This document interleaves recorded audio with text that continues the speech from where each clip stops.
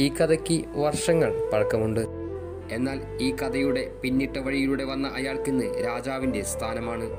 അതെ, കാൽപന്തു തട്ടകത്തിൻ്റെ രാജാവ്. അയാളുടെ നാട് ഫുട്ബോളിനെ പ്രണയിക്കാൻ തുടങ്ങിയതു മുതൽ കേൾക്കുന്ന പേരാണ് ബ്രസീൽ, അർജന്റീന എന്നത്. എന്നാൽ എന്താണെന്ന് പോലും അറിയാതെ ആ നാട്ടിൻപുറങ്ങളിലെ മൈതാനങ്ങളിൽ അവർ ഇരു ടീമുകളായി പലതവണ പോരടിച്ചിട്ടുണ്ട്. എവിടെയോ കിടക്കുന്ന രണ്ടു അയൽ രാജ്യങ്ങൾക്ക് വേണ്ടി തലയിൽ മഞ്ഞയും നീലയും റിബണുകൾ കെട്ടി വാക്പോരുകൾ നടത്തിയിട്ടുണ്ട്. ചില്ലറകൾ കൂട്ടിവെച്ചു വാങ്ങിയ ബോളിനെ അതിൻ്റെ അവസാനം വരെ തുന്നിക്കെട്ടി കാലുകൊണ്ട് വിസ്മയം തീർത്ത അവർ ഇന്ന് വലിയൊരു സാമ്രാജ്യം തന്നെയാണ്. കേരളത്തിലെ എല്ലാ ഫുട്ബോൾ കളങ്ങളും അവർ ഭരിച്ചിട്ടുണ്ട്. അവർ പോരടിച്ച വഴിയൊന്നും ഇന്നത്തെ പല വീരന്മാരും കണ്ടുകാണില്ല. കാരണം ആ പേരും അവരും കടന്നു വന്നത് അന്നത്തെ വമ്പന്മാരെ തകർത്ത് എറിഞ്ഞാണ്. ഞാൻ പറയുന്നത് നരിയും പുലിയും സിംഹവും അടക്കി വാഴുന്ന കാട്ടിൽ കയറി വേട്ട നടത്തിയ വേട്ടക്കാരുടെ കഥ. പണ്ടേ ഫുട്ബോളിനെ നെഞ്ചിൽ പച്ചകുത്തിയിരുന്ന ആ നാട്ടിൻപുറങ്ങളിൽ ഒരുപാട് മുതിർന്ന കാൽപന്ത് കളിക്കാർ ഉണ്ടായിരുന്നു. കേരളത്തിലെ അക്കാലത്തെ മുന്നേറ്റ നിരകൾക്ക് ഗോളടിക്കാൻ കഴിയാതെ മടങ്ങിയവരുടെ ചരിത്രങ്ങൾ പറയാനുണ്ട്. അതെ, അവർക്ക് വേണ്ടി ഒരിക്കലും ചോരാത്ത കൈകൾ കൊണ്ട് ഗോൾമുഖം കാത്തിരുന്ന മുനീർക്കയുടെ പോരാട്ടങ്ങൾ കേരളം കണ്ടതാണ്. ബാബുക്കെ എന്ന പ്രതിഭാസത്തിന്റെ കഥകൾ മറുനാടുകളിലും പലരും ഇന്ന് അടക്കം പറയുന്ന കൂട്ടത്തിൽ നിറഞ്ഞു നിൽക്കുന്നുണ്ട്. അവരെല്ലാം അവർക്ക് നൽകിയത് വലിയ പിന്തുണ തന്നെയാണ്. അവരെ സംരക്ഷിച്ചവരെ കുറിച്ച് പറയുകയാണെങ്കിൽ പേരുകൾ ഒരുപാടുണ്ട്. എന്നാൽ ഞാൻ പറയുന്നത് ആ കാൽപന്തു സാമ്രാജ്യത്തിന്റെ രാജാവിനെ കുറിച്ചാണ്. പോർച്ചുഗലിന് റൊണാൾഡോയുണ്ടെങ്കിൽ, അർജന്റീനയ്ക്ക് മെസ്സിയുണ്ടെങ്കിൽ, ബ്രസീലിന്റെ കനവുകൾ താങ്ങി നിർത്താൻ നെയ്മർ ഉണ്ടെങ്കിൽ അവരുടെ നേട്ടങ്ങളുടെയും ചരിത്രങ്ങൾക്കും പിന്നിൽ എന്നും അയാളുടെ അധ്വാനം ഉണ്ടായിരുന്നു. വർഷങ്ങൾക്ക് മുമ്പ് സിദാൻ ബോയ്സ് എന്ന് പേര് കേട്ടാൽ ഞെട്ടിവിറയ്ക്കാത്ത ഫുട്ബോൾ ക്ലബ്ബുകളില്ല. ബാഴ്സയുടെ ടിക്കി ടാക്ക എന്നുവരെ അവരെ വിളിച്ചിരുന്നു.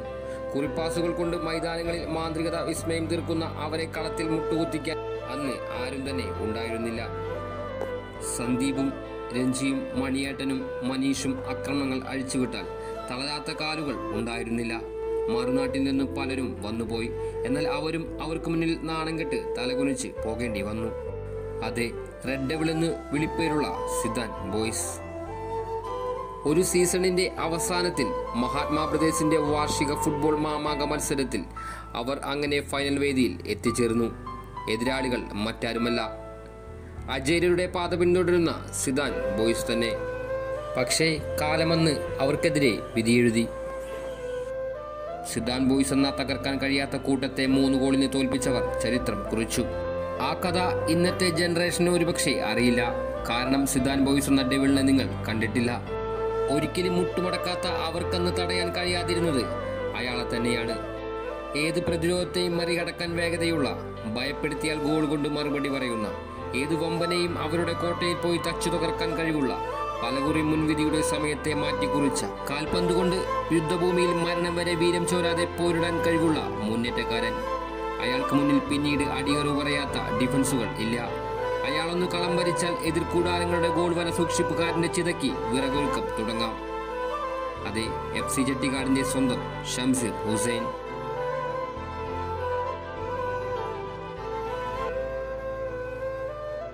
പിന്നീട് നാട് മുഴുവൻ അയാൾ കാൽപന്ത് കൊണ്ട് പലരുടെ ചരിത്രങ്ങളും പിന്നിട്ടു.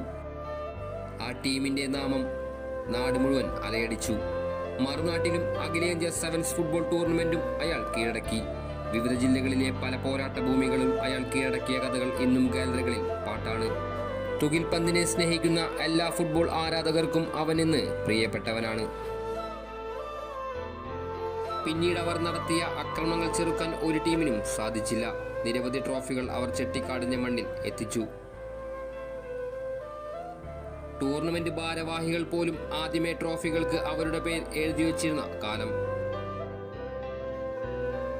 സെവൻസും ഫൈവ്സും അടക്കി ഭരിച്ചിരുന്ന അയാളെ കളത്തിൽ പിടിച്ചു കെട്ടാൻ അന്നും ഇന്നും ഒരു ഡിഫൻസും ഉണ്ടായിട്ടില്ല. അഞ്ചങ്ങാടിയുമായി ഒരു കളിക്കിടെ അയാൾ ലിഗ്മെന്റ് ഇഞ്ചറിയെ തുടർന്ന് കുറെ കാലം കളത്തിന് പുറത്തിരുന്നു. തിരിച്ചുവരവ് അസാധ്യമാണെന്ന് ഡോക്ടർമാർ വിധി പറഞ്ഞിട്ടും വിധിയെ പിന്നിലാക്കി അയാൾ ഇന്നും മൈതാനങ്ങളിൽ നിറഞ്ഞു നിൽക്കുകയാണ്.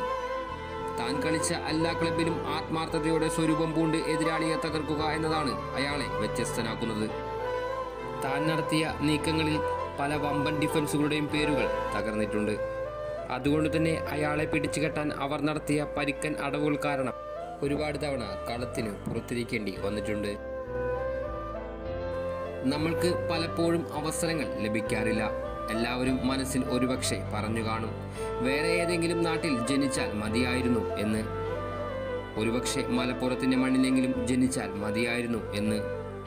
കാരണം നമുക്കിവിടെ അവസരങ്ങൾ കുറവാണ്. സെലക്ഷൻ ക്ലബ്ബുകളും അക്കാദമികളും നല്ല പരിശീലകരും വളരെ പരിമിതമാണ്. സ്കൂളിൽ പോലും നല്ല ഗെയിമിംഗ് സൗകര്യങ്ങൾ ഇല്ല. ഉള്ളതാവട്ടെ വോളിബോളും ബാസ്കറ്റ്ബോളും. മറ്റു കളികളെ വിമർശിക്കുവാൻ ശ്രമിക്കുന്നത് അല്ല, അതും മറ്റൊരു വികാരം തന്നെയാണ്. എന്നാൽ ഇന്ന് വളർന്നു വരുന്ന ഭൂരിഭാഗം യുവാക്കളും ഇഷ്ടപ്പെടുന്നത് കാൽപന്തിനെ ആണ്. തങ്ങളുടെ കഴിവിനെ ലോകത്തെ കാണിക്കാൻ അവർ ആഗ്രഹിക്കുന്നു. ഞാനെന്ന ഫുട്ബോളറെ ലോകം കാണട്ടെ എന്ന് ആഗ്രഹിച്ചാണ് എല്ലാവരും കളത്തിൽ പോരാടുന്നത്.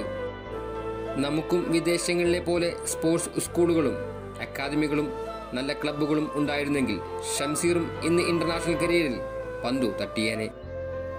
ഒരുപക്ഷെ കാൽപന്തിനെ ജീവനോളം പ്രണയിക്കുന്ന നമ്മുടെ നാട്ടിൽ നിന്നും ഒരുപാട് മുഖങ്ങൾ ഇന്ത്യയുടെ നീലക്കുപ്പായം അണിഞ്ഞേനെ. എന്നാൽ കേരളത്തിന്റെ മണ്ണിൽ അവർ ഒരിക്കലും തോറ്റുകൊടുക്കാൻ തയ്യാറായിരുന്നില്ല. ജേഴ്സി വാങ്ങാൻ പോലും പണമില്ലാതിരുന്ന ആ ക്ലബ്ബ് ഇന്ന് വലിയൊരു സാമ്രാജ്യം ആയിട്ടുണ്ടെങ്കിൽ അതിൽ ഷംസീർ എന്ന താരത്തിന്റെ പങ്ക് വളരെ വലുതാണ്. ഞാൻ പറയുന്ന ഇയാളുടെ കഴിവുകൾ പലവട്ടം നിങ്ങൾ കളിക്കളത്തിൽ അനുഭവിച്ച് അറിഞ്ഞു കാണും.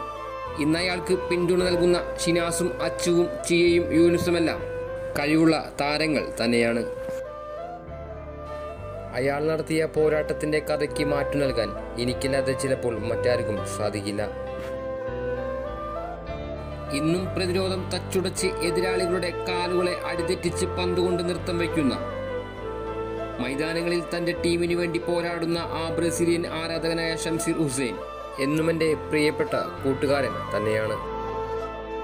വരും കാലങ്ങളിൽ കുമ്മായ വരയ്ക്കുള്ളിൽ തനിക്ക് മുന്നിൽ വരുന്ന ഏത് എതിരാളിയുടെ കടുത്ത പ്രതിരോധവും മറികടക്കാൻ, ഒപ്പം തന്റെ ടീമിന്റെ വിജയത്തിന്റെ പാതയിൽ പുതിയ തന്ത്രങ്ങൾ മെനഞ്ഞ് വരും തലമുറയ്ക്ക് ഞങ്ങൾക്കൊരു വിശ്വാസമുണ്ടെന്ന് പറഞ്ഞു നടക്കാൻ ആ കാലുകളിൽ ശക്തി ഉണ്ടാകട്ടെ. നാളെ ചരിത്ര താളുകൾ മറിച്ചു നോക്കുമ്പോൾ ഒരുപാട് താളുകൾക്ക് തൻ്റെ കഥ പറയാനുണ്ടാകും. ഇതുവരെ ആർക്കും അറിയാത്ത, ആരും കാണാത്ത താൻ തുകിൽ പന്തുകൊണ്ട് നിറം ചാർത്തിയ ഒരുപാട് രാവുകൾ ഞങ്ങൾക്കുള്ളിൽ ഉണ്ടാകും. ആരാധനയോടെ ജയം സോക്കർ.